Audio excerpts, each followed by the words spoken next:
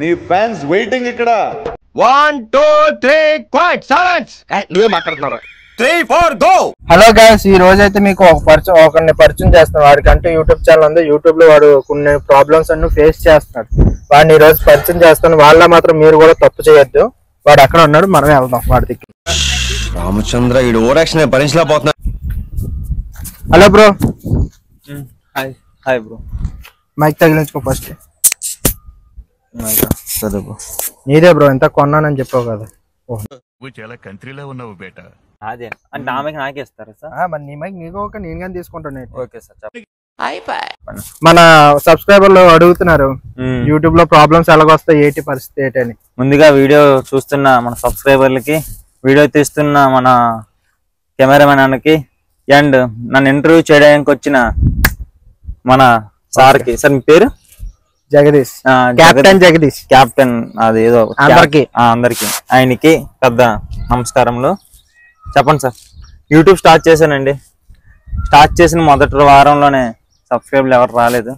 So నాకు తెలిసిన ఆడికి ఈడికి అని షేర్ చేసి ఏవో 15 సబ్స్క్రైబర్లు అయితే తేవడం జరిగింది. ఆ తర్వాత అన్ఎక్స్పెక్టెడ్ గా ఒక వీడియో అయితే దొరికింది. ఏ వీడియో? అది ఇన్స్టాగ్రామ్ లో ఒక కాపీ వీడియో. అది యాజ్ ఇట్ ఈజ్ గా కాపీ చేసి నా యూట్యూబ్ లో పేస్ట్ చేశాను.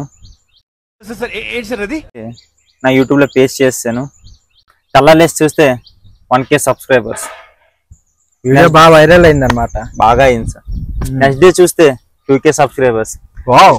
ఇలా నాకు 1 month లోనే 8K సబ్స్క్రైబర్స్ అయితే రావడం జరిగింది.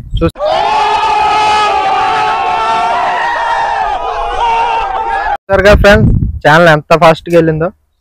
కానీ నేను అప్పటి వరకు ఏం గ్రహించలేదు. ఓకే, నా ఛానల్ చాలా గ్రోత్ వస్తుంది, నేను పెట్టిన ప్రతి వీడియో ట్రెండింగ్ అవుతుంది, సో నేను మానిటైజేషన్ అప్లై చేసుకోవచ్చు అనుకున్నాను. కానీ ఒక రోజు ఆ రాత్రి ఏం జరిగిందంటే, ఏం జరిగింది? మానిటైజేషన్ అప్లై చేయడం జరిగింది. మరి చేసావా? చేశాను. మరి ఏమైంది? యూట్యూబ్ వాడు నీది రీయూజ్డ్ కంటెంట్ దొబ్బే అన్నాడు. చీటింగ్ కర్తా హై తూ,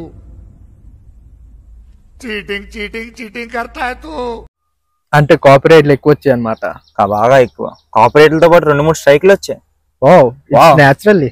అబ్బా ఏం వాడకవయ్యా, అబ్బో బాగా వాడుతున్నావు కదా. ప్రతి స్ట్రైక్ కి 90 days టైం వచ్చింది. వీడియో అప్లై చేయడానికి 1 week పట్టింది. కాపీరైట్లు ఎందువల్ల వచ్చాయి? కాపీరైట్లు ఎందువల్ల వచ్చాయంటే కొంచెం తలదించుకొని చెప్తానండి. నేను చేసిన ఎదో పనుల వల్ల.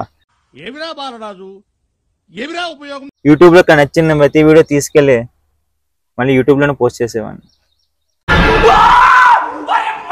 చూసారా కదా ఫ్రెండ్స్, మనోడు కాపీరైట్ రావడం కారణం. ఇలా కాదని నా యూట్యూబ్ లో మీమ్స్ పెట్టడం మొదలు పెట్టాను. ఆ మీమ్స్ కూడా నేను తయారు చేశాను కాదు. ఛానల్ పేరు ఒకసారి మన సబ్స్క్రైబర్స్ చెప్పు. వద్దు, నా ఛానల్ పేరు చెప్తే ఛానల్ పేరు మళ్ళీ అన్సబ్స్క్రైబ్ చేసుకోర్లే. ప్లీజ్ చేసుకోవద్దు. నా ఛానల్ పేరు Sagar son of ARV YouTube channel. ఈ ఛానల్ లో ఇంకా అంతా అర్థమైంది. నాకు ఇంకా ఏ వీడియో పెట్టినా ఇంకా మానిటైజేషన్ అవ్వదని ఒక క్లారిటీ వచ్చింది. మూర్తి గారు, ఇలాంటప్పుడే గుండె రాయి చేసుకోవాలి. ఎక్కడికో ఉన్న ఛానల్ ని అక్కడ కాదు, ఇక్కడికున్న ఛానల్ ని ఎక్కడికో వెళ్ళిపోయింది. అయితే పర్లేదు, కొంచెం దూరంగా వెళ్ళి. ఇంకా దూరం ఎప్పటిలో వెళ్ళి. సార్ మీరు బాగా వేసేస్తున్నారు సార్. ఏం వేసుకుంటున్నాను? అది కమ్మ.